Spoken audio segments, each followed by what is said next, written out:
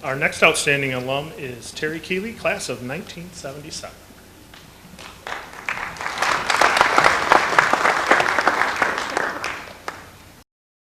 Terence Keely, an Adrian High School alum from the class of 1977, has distinguished himself in a number of areas. He is recognized for his international business success and dedication to his church, his alma maters, and civil discourse to resolve national and global economic problems. Terry attended the University of Notre Dame, graduating with a degree in philosophy and politics, and completed graduate work in economics and history at Oxford University. He spent time in the U.S. Congress House of Representatives as assistant to Congressman David Stockman, and he worked for President Reagan's Council of Economic Advisors. For the next 22 years, he would work in a variety of marketing and managerial positions with the Swiss financial conglomerate UBS Investment Bank. 4 years ago, he was hired to lead BlackRock's business with sovereign wealth funds that represent some of the largest pools of capital in the world. Senior Managing Director Robert Fairburn states that Terry has brought passion and energy to this part of BlackRock's business and powered their business to new heights. Former Senator Phil Gramm wrote, "Terry is one of America's outstanding international businessmen. He is known in financial circles worldwide as a person of absolute integrity who has a vast knowledge of international finance." Terry serves on the advisory board for the Nonavik Institute at Notre Dame that works to promote European studies among its students and staff. Director James McAdams stated Terry has helped the Institute in numerous ways, but his most prominent contribution is his endowment of the annual Keeley Lecture Series by distinguished visitors from the Vatican. This series has been a phenomenal success. Terry is an activist in the Roman Catholic Church and one of its leading intellectuals. His friend Marianne Glendon, a learned Hand Professor of Law at Harvard University and a former U.S. Ambassador to the Holy See, mentioned that Terry has wholeheartedly embraced the Vatican II's call to Catholic laymen and women to work for the transformation of the secular sphere. The generous contribution of his wisdom and experience has been of incalculable value to the ongoing reform of the Vatican Bank. Terry's Catholic Church activities led to his appointment by Pope Francis to the Vatican Financial Reform Commission in 2014. Terry is an author of a number of academic articles for the Oxford University Press, the Journal of Central Banking, Foreign Affairs, and Financial Times. He serves or has served on several advisory boards, including those of his alma maters and the Asian Development of Manila. Presently, he is a trustee at University of Notre Dame, advisor to the Board of Governors for Asian Development Bank in Manila, Philippines, and the Peconic Land Trust and Conservation Committee of Southampton, Long Island. Beyond his personal persona, his nominators added some personal notes. One mentioned his exceptional gift for clear, fluent expression. Another said he is also a powerful developer of talent. He is very popular and well known for his authentic and consistent interest in the happiness and progression of his colleagues, both young and old. Another added, even with his tight schedule, he finds time to reflect on issues that matter to both of us deeply, our families, our friends, our communities, and Notre Dame students. In his personal life, Terry is an avid runner, swimmer, triathlete, and coach. He is married to Saskia Bori and has 2 sons, Julian and Caleb.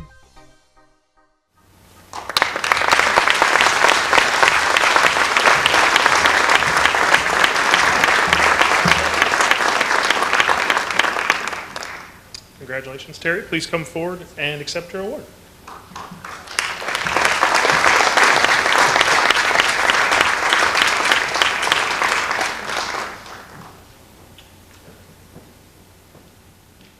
Okay. Right.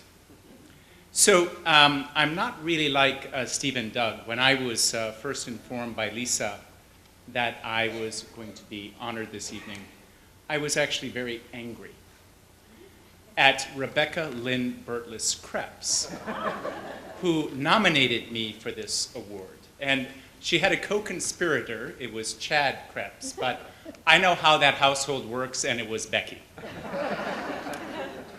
There's a reason why my ire focused on Becky, and that's because in 1977, She was the vice president of the student body, and I was the president of the student body. The only way I could possibly get elected was by running with the most popular girl in the school, so I co-opted her.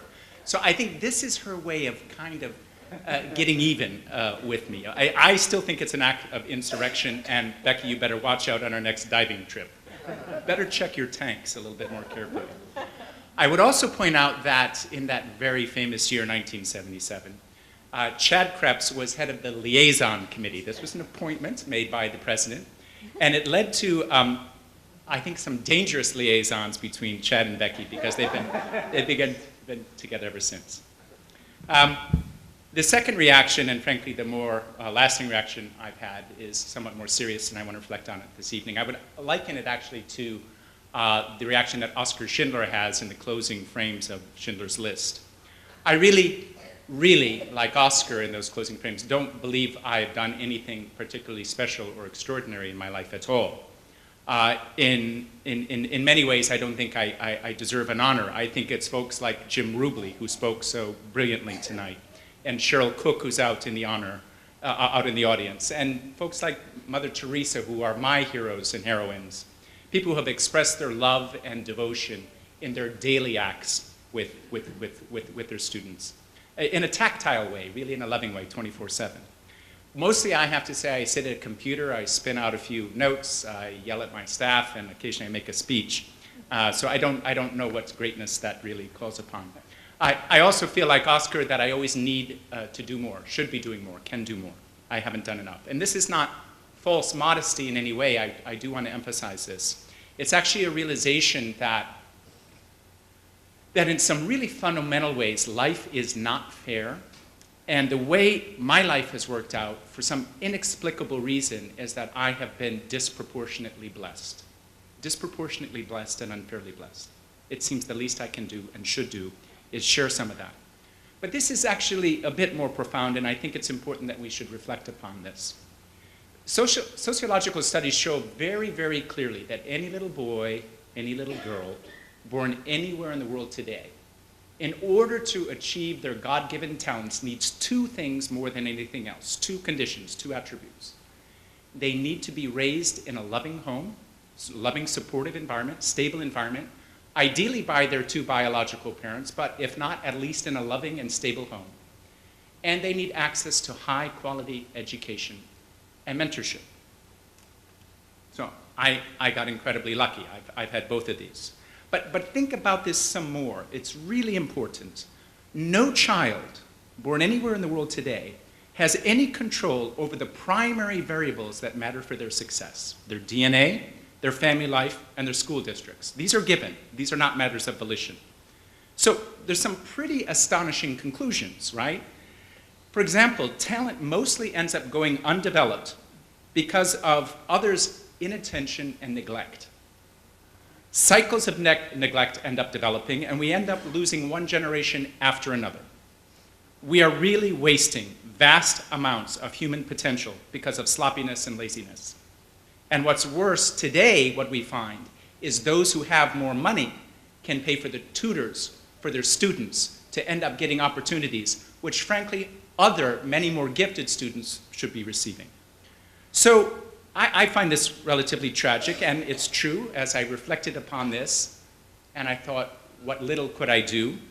I wanted to do something important, and that's really what led to this development of this Teaching and Mentoring Award.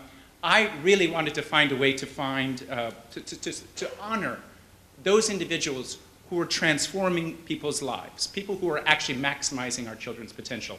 And I knew then, and I know to this day, that some wonderful teachers like Joe Pullen, who I was honored to have, Pierre Boudreau, Janet Crawford, who's out in the audience tonight, these individuals have had profound influences on my life and on the lives of my brothers and sisters. Most beloved for me was our swim team coach, Lou Michaud, God rest his soul. He made an immense amount of difference personally in my life. You know, it just didn't matter how damn cold it was. On a January morning at 5:30, he was there to unlock the door. Little frost on the pumpkins this morning, boys? And then we'd go and start doing our laps.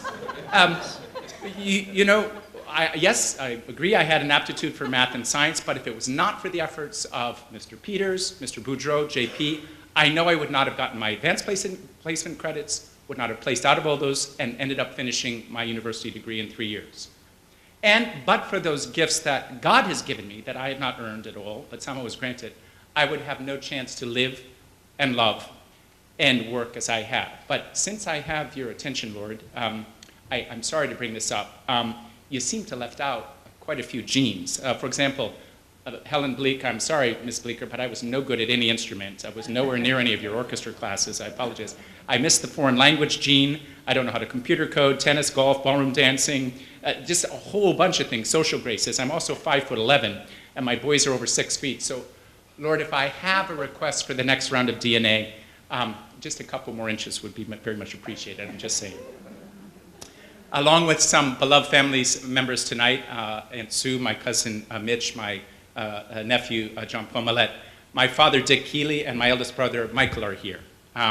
They have been essential mentors in my life, absolutely essential, and I'm very glad, Dad in particular, that you're here. Not everyone is. My mother Denny is here. My mother Denny is here. There's a lot of people in the audience who know Denny. I think the best way that I can describe my mother is that she was constant love in constant motion. And ours was a home where that love was essential and felt 24/7. It was also a place where critical thinking was encouraged and zone defense was very useful. I'm one of 8 kids. And to be perfectly honest, I asked my dad earlier, Dad, how many swim meets do you think you went to of mine? Oh, I went to all of them.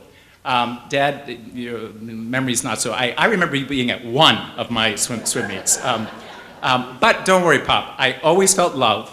And love is very genuinely like water, sun, and soil for a maple tree. Every child needs love.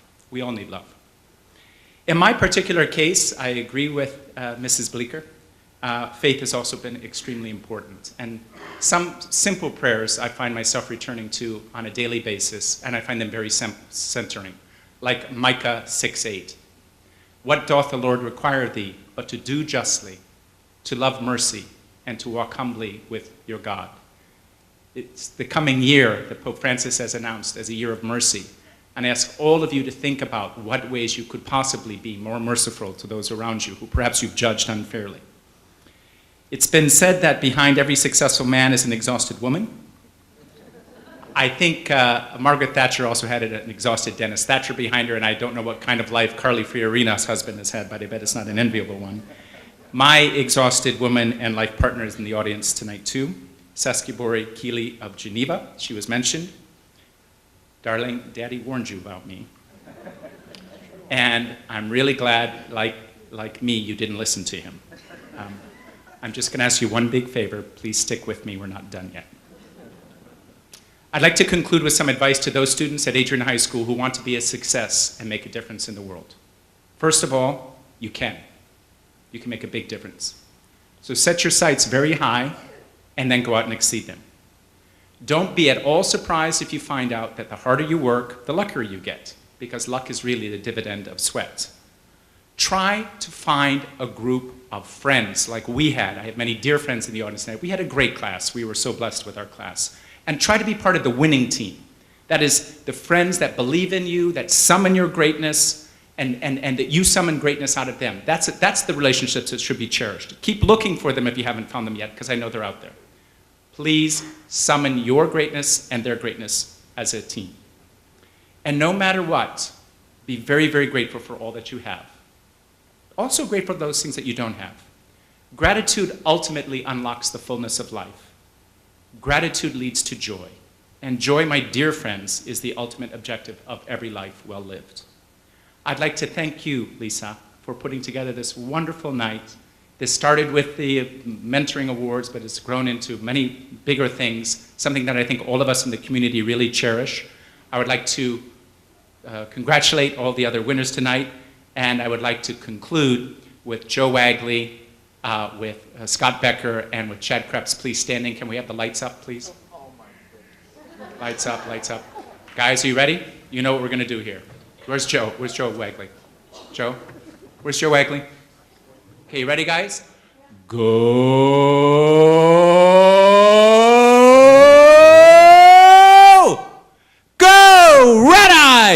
go, go, go, go, go. That's the swim team.